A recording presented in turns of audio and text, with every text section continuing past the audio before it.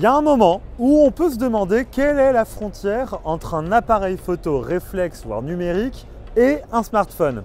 Xiaomi, ils ont bien tendance en ce moment à flouter cette frontière entre ces deux catégories de produits. Quand on voit le Xiaomi 14 Ultra qui vient d'être annoncé, eh bien clairement on a cette sensation d'un produit qui va au-delà du smartphone. Il suffit de voir les accessoires qui sont disponibles au prix de 199 € additionnels. Quoique si vous précommandez, vous pouvez avoir ces accessoires gratuitement avec le Xiaomi 14 Ultra. Parce que c'est évidemment sur ces points-là, avec ce smartphone qui coûte quand même 1500 €, que Xiaomi va mettre l'accent. La photo et la vidéo, et vous allez voir que les arguments sont excellents, surtout face à la concurrence. Je parle bien des iPhone 15. Et bah ouais, parce que quand on s'appelle Xiaomi, on connaît ses ennemis, ça rime en plus. Et surtout leurs faiblesses.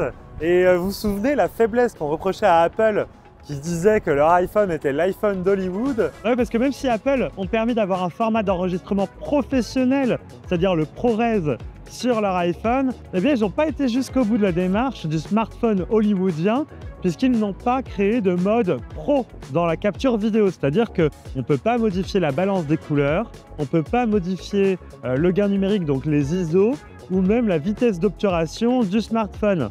Ce qui fait qu'on est hyper limité et on se retrouve avec un smartphone certes qui enregistre dans un format professionnel, mais tout en mode auto. Et quand on travaille à Hollywood, eh bien on choisit ces paramètres pour pouvoir faire des effets. Parce que là, si j'ai envie tout de suite maintenant d'apparaître en contre-jour, moi, ma silhouette sombre et l'arrière-plan bien exposé, et bien sur un iPhone, c'est pas possible. C'est lui qui dit qu'est-ce qui doit être éclairé ou pas, et surtout à quelle température de couleur. Ils ont bien mis en avant la même type de promotion que Apple le fait pour l'iPhone, c'est-à-dire le 14 Ultra est un smartphone d'Hollywood. Regardez-moi ces publicités, c'est hollywoodien avec des cascades à n'en plus pouvoir. Mais cette fois-ci, Xiaomi a raison. Voilà, c'est dit. Bah ouais, parce que là, pour le coup, ils ont été au bout du délire. On peut enregistrer des vidéos en 10 bits en log. Et donc là, ça veut dire qu'à l'étalonnage, on peut s'éclater. Évidemment, pourquoi je dis qu'ils ont réussi, c'est qu'ils ont été au bout. Il y a un mode pro qui permet de contrôler absolument tous les paramètres de leur module caméra. Donc c'est absolument du pain béni pour les vidéastes ou les photographes.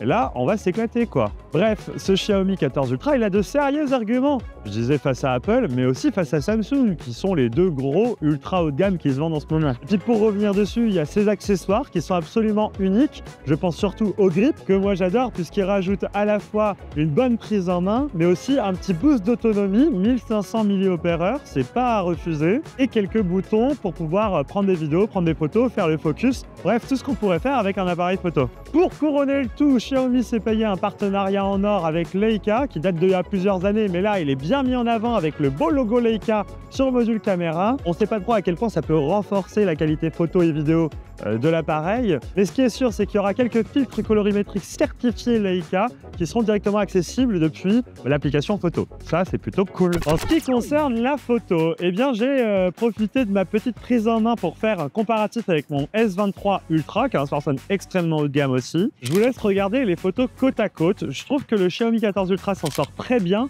mais il n'est pas en train de défoncer le S23 Ultra, qui était notre smartphone coup de cœur en photo de 2023. Et pourtant, le smartphone de Xiaomi, il est super bien équipé avec des capteurs qui ont une haute densité de pixels, c'est-à-dire qu'ils ont tous un capteur de 50 mégapixels ou plus. Donc voilà, en regardant les photos, dites-moi dans les commentaires, vous, ce que vous pensez de ces résultats. Et on peut aussi noter l'arrivée de la nouvelle surcouche de Xiaomi, HyperOS, qui remplace MIUI.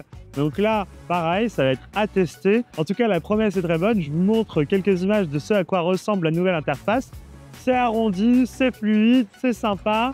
Bref, on a hâte de tester tout ça. Bref, au-delà de ça, ça reste un smartphone ultra haut de gamme. Il est équipé d'une puce Snapdragon 8 Gen 3. Donc c'est clairement le processeur qui cartonne en ce moment. Il a un écran 2K 120 Hz OLED avec ce qu'ils appellent un liquid display, c'est-à-dire un verre qui est incurvé sur les 4 côtés. Souvent, c'est les 2 côtés, là, c'est les 4.